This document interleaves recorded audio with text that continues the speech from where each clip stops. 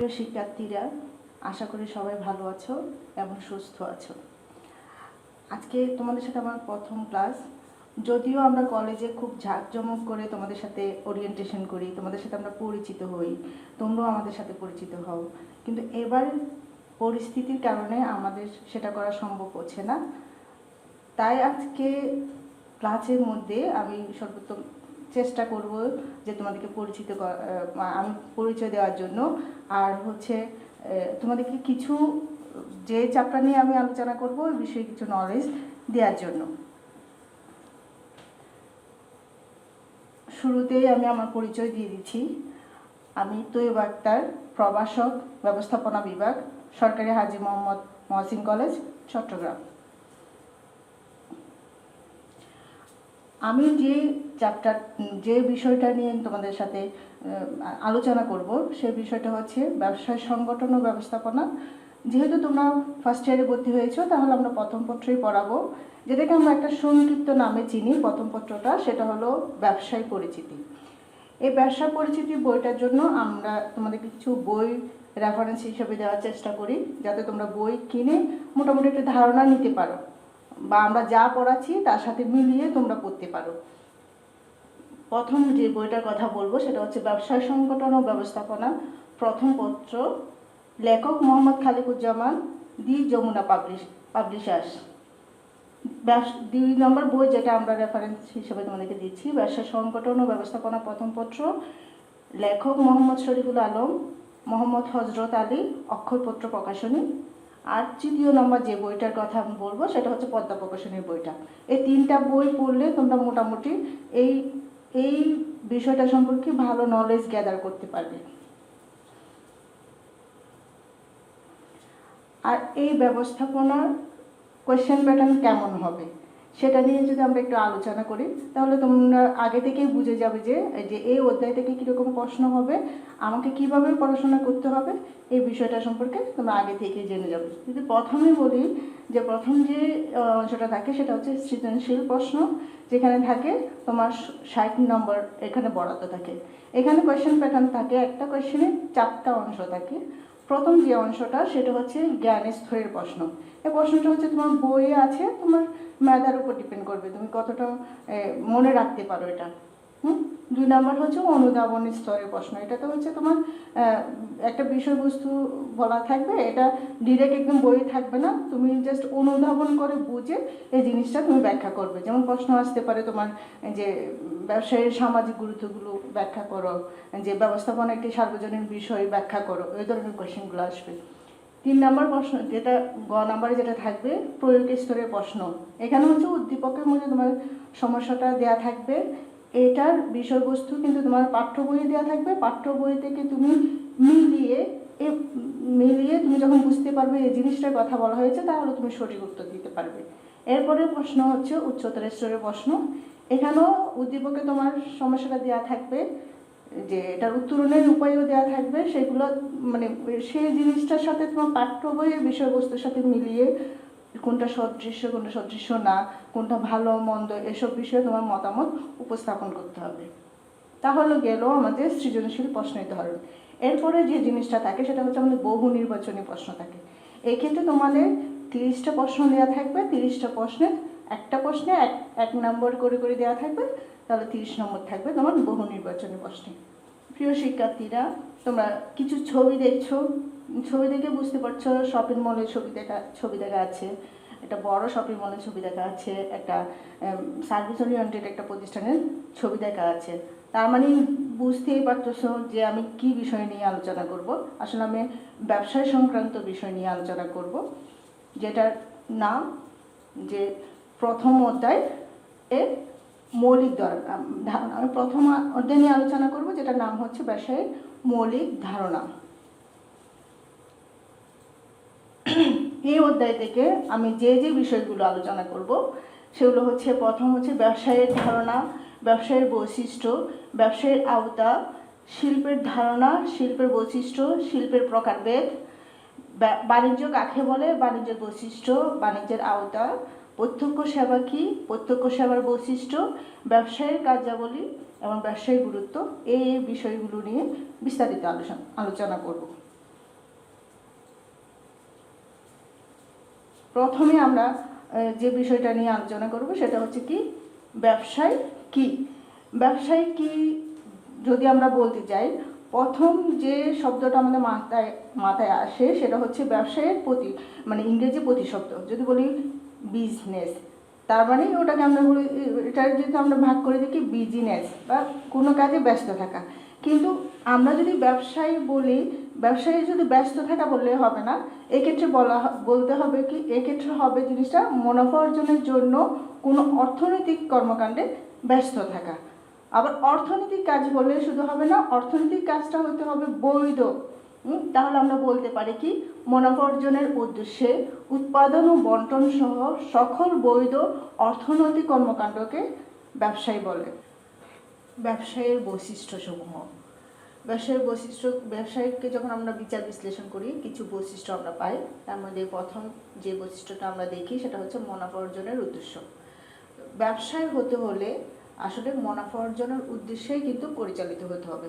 যদি এখানে মুনাফা অর্জনের কোনো বিষয় না থাকে তাহলে সেটা ব্যবসায় বলে গণ্য হবে না। যদি কোনো মা মানে কাপড় সেলাই করে বাচ্চাদের জন্য, তাহলে সেটা কিন্তু ব্যবসা হবে না। যদি একজন মা কাপড় সেলাই করে বিক্রি করে ইনকাম করার উদ্দেশ্যে কাজটা করেন, তখন সেটা ব্যবসায়ী হিসেবে পরিগণিত হবে। ঝুঁকি ও অনিশ্চয়তা। ব্যবসায়ের সাথে আসলে ঝুঁকি এবং অনিশ্চয়তা বিষয়টা ওতপ্রোতভাবে জড়িত। যেখানে ঝুঁকি নেই সেটা ব্যবসায় করতে পারবে না। আর অনিশ্চয়তা মানে যে কোনো সময় আমার প্রাকৃতিক দুর্যোগ বা কোনো কারণে কোনো অ্যাক্সিডেন্ট হয়ে গেল, এই ধরনের বিষয়গুলো এসবই ইনভলভ থাকবে। মূলত ব্যবসায়ীরা ঝুঁকি নেই বলে তারা আসলে একজন ব্যবসায়ী মুনাফা অর্জন করতে পারে। এরপর হচ্ছে লেনদেনের পৌনঃপুনিকতা। ব্যবসায়িক হতে হলে সেটা লেনদেনটা পৌনঃপুনিক হতে বারবার হতে হবে। যেমন উৎপাদন শুরু করে সেটা বন্টন, তারপর ভোক্তার কাছে পৌঁছানো, কাজটা বারবার হতে হবে। যদি বারবার না হয় বা একবার করার পরে এটা স্টপ হয়ে যায়, সেটা কিন্তু ব্যবসা করলে পরিগণিত হবে না। যেমন একজন ব্যক্তি তার বাসার জন্য কিছু ফার্নিচার কিনলো, কিন্তু দেখা গেল যে ফার্নিচারগুলো আসলে ওরকম ভালো মানের হয়নি, তাহলে ফার্নিচারটা বিক্রি করে দিল। এটা কিন্তু একটা ব্যবসায়িক লেনদেন হলো না। যদি কোনো আসবাবপত্র ব্যবসায়ী যে আসবাবপত্র বানাচ্ছে, অর্ডার নিয়ে আবার বিক্রি করছে, আবার নতুন করে অর্ডার নিচ্ছে, বিক্রি করছে, আবার নতুন করে অর্ডার নিচ্ছে, ওরকম যখন পৌনঃপুনিকভাবে হবে সেটা ব্যবসায় বলে পরিগণিত হবে। আইনগত বৈধতা। সেটা অর্থনৈতিক কাজ হলো, মুনাফা অর্জনের জন্য হলো, কিন্তু আইনগতভাবে সেটা বৈধ না। আইনগতভাবে বৈধ না বলতে হচ্ছে দেশে প্রচলিত আইন অনুসারে যদি সেটাকে অবৈধ ঘোষণা করে তাহলে সেটা কখনো ব্যবসায়ী হবে না। যদি আইনগতভাবে সেটা বৈধ হয় তাহলে সেটা ব্যবসায়ী হবে। যেমন হচ্ছে বিদেশ থেকে আমি পণ্য আমদানি করে আনলাম, যেমন পেঁয়াজ, ভারত থেকে পেঁয়াজ নিয়ে আসলাম, যে বিদেশ থেকে আমরা জাপান থেকে ইলেকট্রনিক্স দ্রব্য কিনে নিয়ে আসলাম, তাহলে এগুলো আনার বিষয়ে বাংলাদেশে কোনো ধরনের নিষেধাজ্ঞা নেই, তাহলে এটা অর্থনৈতিক কর্মকাণ্ড হবে। যদি কোনো মাদক দ্রব্য আমাদের বাংলাদেশে আনা হয়, সে মাদক দ্রব্য আনার ক্ষেত্রে তো আইনগত কোনো বৈধতা নাই, তাহলে এটা কখনো ব্যবসায়ী হবে না। এরপর হলো স্বাধীন পেশা বা বৃত্তি। ব্যবসায় আসলে হলো কি, স্বাধীন পেশা যদি আমি বলি তাহলে হচ্ছে কি, অন্যের কোনো অধীনে না থেকে, অন্য কোনো মালিকের অধীনে না থেকে কাজ করা। তো ব্যবসায় যদি বলতে যাই যে ব্যবসায়ীর মালিক নিজে ডিসিশন নিয়ে সেগুলো বাস্তবায়ন করবে, অন্য কারো উপদেশ, অন্য কারো অর্ডারের উপর কিন্তু নির্ভরশীল থাকবে না। উপযোগ ও সম্পদ সৃষ্টি। উপযোগ যদি বলি সেটা হচ্ছে যে কারো অভাব পূরণের সক্ষমতা যেটা, সেটাকে আমরা আসলে উপযোগ বলি। ব্যবসায়ের মাধ্যমে আসলে মানুষের যে পণ্যটা অভাব পূরণের জন্য দরকার হয়, সেই পণ্যটার কিন্তু সরবরাহ করা হয়ে থাকে, যার কারণে কি পণ্যের উপযোগটা সৃষ্টি হয়। আর যে পণ্য পাওয়ার ফলে অন্য লেনদেন বৃদ্ধি পায়, যার কারণে একটা দেশেও সম্পদ বৃদ্ধি পায়, কোনো ব্যক্তিরও সম্পদের মালিকানা বৃদ্ধি পায়। ব্যবসায়ের আওতা। আমরা যদি আসলে ব্যবসায় কথাটা বলি অনেক বড় বিষয়, তাহলে আওতাও অনেক বড় হবে। তো আমরা যদি একদম বিশ্লেষণ মানে ছোট করে বলতে চাই, সেখানে একদম বলি যে business is equal to summation I plus summation T plus summation এটি। তাহলে আমরা বলি যে এটা বিশ্লেষণ করে বলি, বি দিয়ে আমরা বলতেছি কি বিজনেস মানে হলো যোগফল কিসের, সব ধরনের ইন্ডাস্ট্রি যেগুলো আছে, যে উৎপাদন জিনিসটা, এরপরে হচ্ছে যে টি দিয়ে হচ্ছে ট্রেড, বাণিজ্য, এবং এটি হচ্ছে যে অক্সিলারিজ টু ট্রেড, বাণিজ্য সংক্রান্ত যে ধরনের সহকারী কাজগুলো থাকবে। মানে যেমন আমি যখন বাণিজ্য করতে যাব তখন আমার টাকা লাগবে, যে অর্থ সংক্রান্ত একটা প্রতিবন্ধকতার সম্মুখীন আমি হব, সেক্ষেত্রে আমাদের ব্যাংক জিনিসটা রাখবে। আর আমাদের ব্যবসা করতে গেলে ঝুঁকির সম্মুখীন হতে হবে, এই ঝুঁকি নিরসনের জন্য বিমা লাগবে। আর পণ্যটা এক স্থান থেকে অন্য স্থানে আমার পাঠাইতে হবে, সেক্ষেত্রে আমার পরিবহনের ব্যবস্থা করা লাগবে। এরপরও হচ্ছে পণ্য উৎপাদন স্থান থেকে অন্য স্থানে যখন পাঠাবো, বা এখন উৎপাদিত হচ্ছে কিন্তু সারা বছরই আমার এটা চাহিদা থাকবে, এই যে পণ্য সংরক্ষণের একটা বিষয় থাকবে, সেক্ষেত্রে গুদামজাতকরণের ব্যবস্থা থাকতে হবে। এই বিষয়টাও কিন্তু অক্সিলারিজ টু ট্রেডের অন্তর্ভুক্ত থাকবে। এরপরে হচ্ছে কি, আমি যে পণ্য উৎপাদন করছি, যে পণ্যের গুণ সম্পর্কে কাস্টমাররা কিন্তু অনেকে জানবে না, তাদেরকে জানানোর একটা বিষয় থাকবে, যেটাকে বলা হয় বাজারজাতকরণ প্রসার। এই যে জ্ঞানগত প্রতিবন্ধকতা দূর করার জন্য কিন্তু যে কাজটা করা হয় সেটাও কিন্তু ব্যবসায়ের আওতাভুক্ত। যে ব্যবসায়ের ক্ষেত্রে যে ইন্ডাস্ট্রি, ট্রেড, অক্সিলারিজ বিষয়গুলো, মানে আমি যদি ব্যবসায়কে একটা গাছ হিসাবে তুলনা করি, গাছের বিভিন্ন শাখা প্রশাখাগুলো হচ্ছে শিল্প আর বাণিজ্য থাকবে। সেজন্য মানে পুরা ব্যবসা বিষয়ের জিনিসটা হলো একটা গাছ, গাছের আর শাখা প্রশাখাগুলো নিয়ে গাছটা আসলে, সেজন্য শিল্প এবং বাণিজ্যকে ব্যবসা থেকে আসলে আলাদা করা যাবে না। এই শিল্প, বাণিজ্য এবং অক্সিলারিজ টু ট্রেড, এগুলো সম্পর্কে আমি বিস্তারিত পরে আলোচনা করব, সেই জন্য আমি এই জিনিসগুলো এখানে আলোচনা করছি না।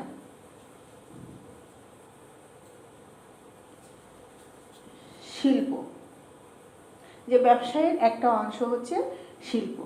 শিল্প এই কথাটা মাথায় আসলে প্রথমে যে জিনিসটা আসে সেটা হচ্ছে যে কি, উৎপাদনের বাহন বা ব্যবসায়ের একটা উৎপাদনকারী শাখা। মানে শিল্প প্রতিষ্ঠান, একটা প্রতিষ্ঠান থাকবে, সেখানের মধ্যে পণ্য উৎপাদন হবে, এই জিনিসটা আমাদের মাথায় আসে। সেই জন্য আমরা প্রথমেই বলতে চাই শিল্প হলো উৎপাদনের বাহন এবং ব্যবসায়ের উৎপাদনকারী একটি শাখা। তাহলে দেখি শিল্প কাকে বলে। যে প্রকৃতি প্রদত্ত সম্পদ সংগ্রহ বা ব্যবহার করে মানুষের ব্যবহার উপযোগী পণ্য ও সেবা উৎপাদনের যতগুলো কাজ আছে বা সামগ্রিক কর্মপ্রচেষ্টাকে শিল্প বলা হবে।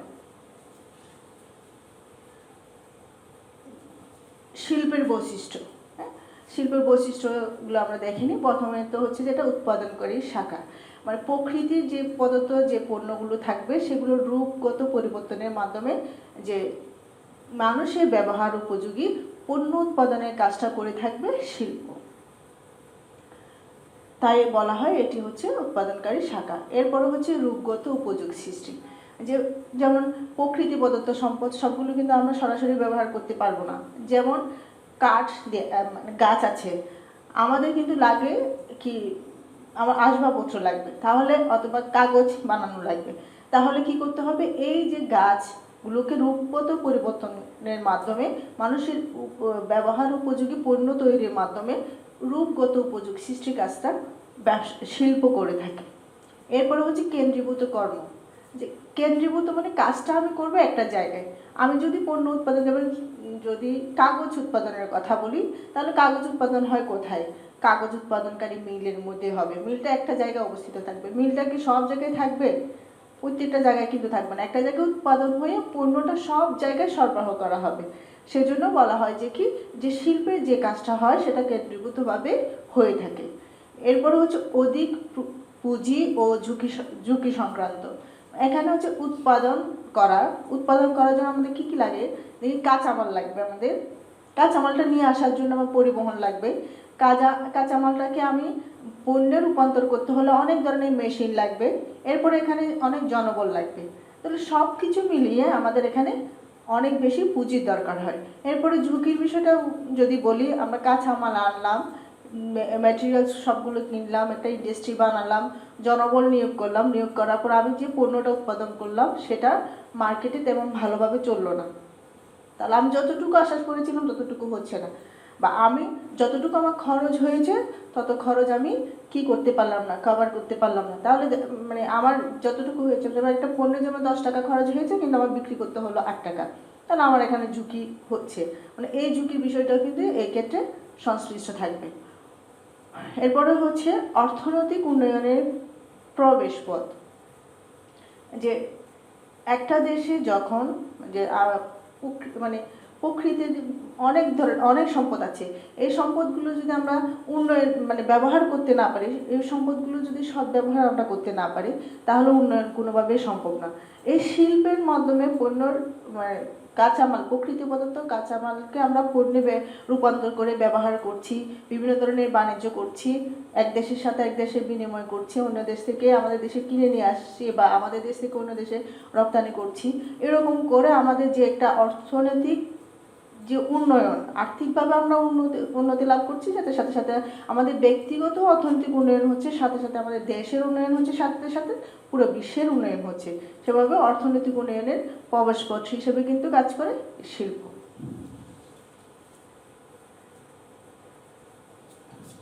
এর পরবর্তী অংশ শিল্পের প্রকারভেদ। শিল্পের প্রকারভেদ, শিল্পের বিভিন্ন কাজ অনুসারে আমরা মূলত শিল্পকে 5 ভাগে ভাগ করি। একটা হচ্ছে প্রাথমিক শিল্প, একটা হচ্ছে উৎপাদন শিল্প, নির্মাণ শিল্প, সেবা শিল্প। প্রাথমিক শিল্প, প্রাথমিক শিল্প, যে প্রাথমিক কথাটা শুনলে আমরা আসলে বুঝতে পারি প্রথম থেকে শুরু, সেরকম জিনিসটা চলে আসে।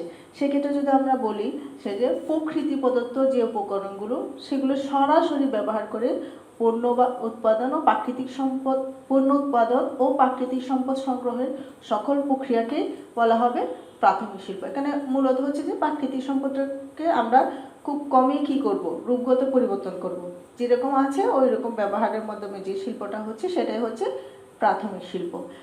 প্রাথমিক শিল্পের মধ্যে অন্তর্ভুক্ত শিল্পগুলো হচ্ছে কৃষি শিল্প, প্রজনন শিল্প, আর একটা হচ্ছে নিষ্কাশন শিল্প। যে আমরা আসলে কৃষি শিল্প মানে ছবিগুলো দেখলেও আমরা আসলে বুঝতে পারি যে এখানে কৃষিকাজ দেখা যাচ্ছে, কৃষি শিল্প, যে বিভিন্ন ধরনের হ্যাচারি দেখা যাচ্ছে, আবার হচ্ছে যে গাছের চাষ করা হচ্ছে, যে এটা হচ্ছে প্রযোজন শিল্প, আর এটা হচ্ছে তেল পরিশোধনের কাজ দেখা যাচ্ছে, সেটা নিষ্কাশন শিল্প। তারপর এখন আমি পরবর্তীতে তোমাদের বিস্তারিত আলোচনা করব। কৃষি শিল্প, যে কৃষি সংক্রান্ত যে শিল্পগুলো, সেই শিল্পগুলো এখানের মধ্যে অন্তর্ভুক্ত। যেমন আমার শস্য শিল্প থাকবে, মৎস্য শিল্প থাকবে, তারপর হচ্ছে তোমার আর কি ওই যে প্রাণী সম্পদগুলো এই শিল্পের মধ্যে অন্তর্ভুক্ত থাকবে। এরপরে হচ্ছে প্রজনন শিল্প। প্রজনন শিল্প হচ্ছে আসলে বংশ বিস্তার একটা বিষয় থাকবে, বা এই সম্পদ আমরা ব্যবহার মানে এই শিল্পে যে জিনিসটা আমি পাবো সেটা আমি পরবর্তী অন্য শিল্পে ব্যবহার করতে পারবো। যেমন হচ্ছে যে কি, যেমন নার্সারিতে যখন গাছ হবে, গাছগুলো আমরা রোপণ করে অন্য গাছ হবে, ওখান থেকে আমরা কাঠ ব্যবহার করতে পারবো। আবার হচ্ছে হ্যাচারিতে হচ্ছে যে পোল্ট্রি ফার্মের মধ্যে মুরগি চাষ হবে, তারপরে হচ্ছে যে গরু ছাগলের বিষয়টা থাকবে, আর হচ্ছে যে মাছের রেণু চাষ করে ওখান থেকে মাছ, বড় মাছ হবে, যে এই বিষয়গুলো হবে প্রজনন শিল্প। এখানে মূলত হবে যে এই শিল্পটা অন্য একটা শিল্পে কাঁচামাল হিসেবে ব্যবহার হবে। আবার হচ্ছে বংশ বিস্তারের বিষয়টা এই শিল্পের মধ্যে অন্তর্ভুক্ত থাকবে। এরপরে হচ্ছে নিষ্কাশন শিল্প। নিষ্কাশন শিল্প হচ্ছে প্রকৃতি প্রদত্ত সম্পদগুলো আহরণের মাধ্যমে যে শিল্পটা গড়ে উঠবে, সেই শিল্পটা হবে যে নিষ্কাশন শিল্প। যেমন আমরা যদি বলি করা, নদী থেকে মাছ আহরণ করা, হ্যাঁ, তারপরে হচ্ছে যে খনি থেকে তেল আহরণ করা, যে এই শিল্পগুলো হবে। তারপর হচ্ছে যে যে খনিজ বালি আহরণ করা, এগুলো হবে নিষ্কাশন শিল্পের মধ্যে থাকবে। যদি তোমাদেরকে আমি একটা প্রশ্ন করি যে নদী থেকে মাছ আহরণ, এটা যদি আমার নিষ্কাশন শিল্পের মধ্যে পড়ে, তাহলে মাছের রেণু চাষ এটা কেন প্রজনন শিল্প হবে? যে এই প্রশ্নটার উত্তর তোমাদের কীভাবে দিতে হবে? এটা হচ্ছে সরাসরি আমরা নদী থেকে, সমুদ্র থেকে মাছ আহরণ করছি, এটা আমরা খাবো, ওরকমই শেষ। কিন্তু এই যে মাছের রেণু চাষ যেটা হবে, সেটা থেকে আবার মাছ হবে, তাহলে বংশ বিস্তারের বিষয়টা আসতেছে, যে সরাসরি এটা শেষ হয়ে যাচ্ছে না, কিন্তু মাছ আহরণ করে মাছটা খেয়ে হয়েছি, এখানে কিন্তু আবার এই শিল্পটার কাজটা শেষ, কিন্তু প্রজনন শিল্পের কাজটা কিন্তু শুরু। এখানে আমি মাছের রেণু চাষ করলাম, এই রেণুটা দিয়ে আমি আবার পরবর্তীতে মাছের চাষ করলাম।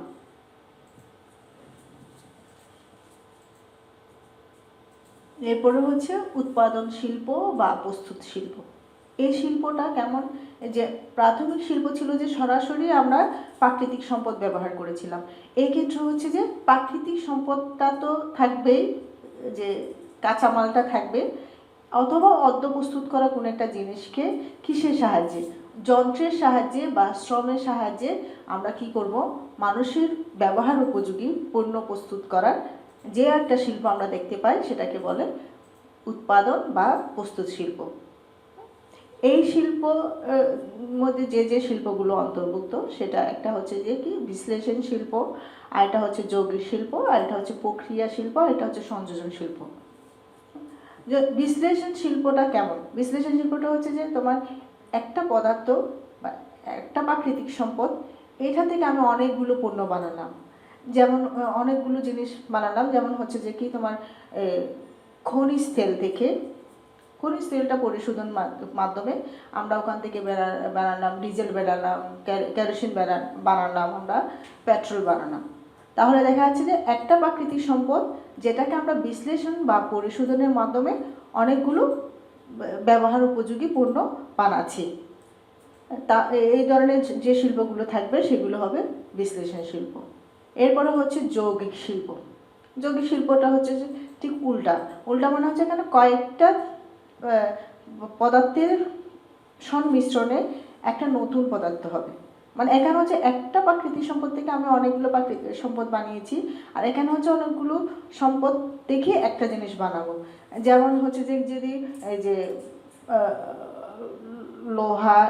লোহার আকরিক, এটার সাথে যদি আমি আবার একটু চুনা পাথর, তারপর ম্যাঙ্গানিজ, এগুলো অ্যাড করে আমি ওখান থেকে ইস্পাত বানাবো।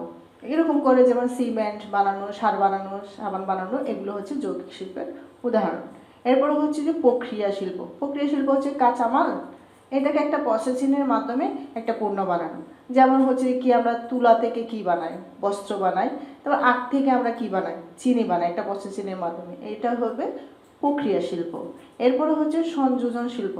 সংযোজন মানে কথাটা শুনলে, নামটা শুনলে মনে হচ্ছে কতগুলো জিনিসকে সংযোজন করা হচ্ছে। এই সংযোজন শিল্পতে হচ্ছে অন্য অন্য শিল্প থেকে বানানো কিছু জিনিস মিলে একটা নতুন শিল্প বানানো, জিনিস বানানো, সেটা হচ্ছে সংযোজন শিল্পের অন্তর্ভুক্ত। যেমন হচ্ছে যে বিভিন্ন ধরনের ম্যাটেরিয়ালস বানিয়ে, যেমন নৌজাহাজ বানানো, বিমান বানানো, এইসব জিনিস হচ্ছে সংযোজন শিল্পের অন্তর্ভুক্ত।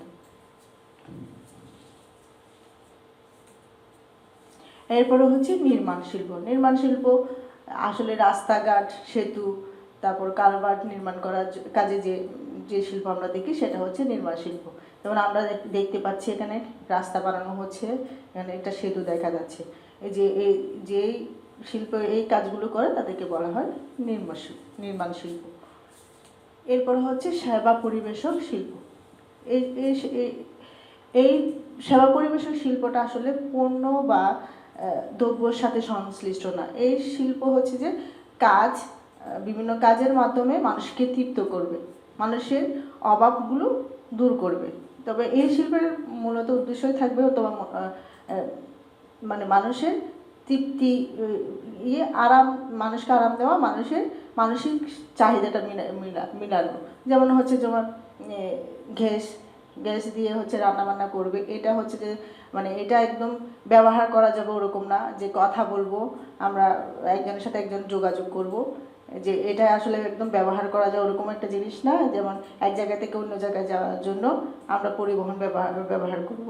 এই ধরনের যে প্রতিষ্ঠানগুলো থাকবে, এই ধরনের সেবা প্রদানকারী প্রতিষ্ঠানগুলোকে আমরা বলবো সেবা পরিবেশক শিল্প।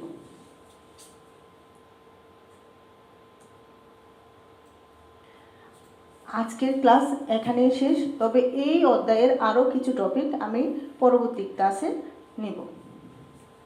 তোমরা সবাই ভালো থাকবে, সুস্থ থাকবে, সবার জন্য শুভকামনা রইল।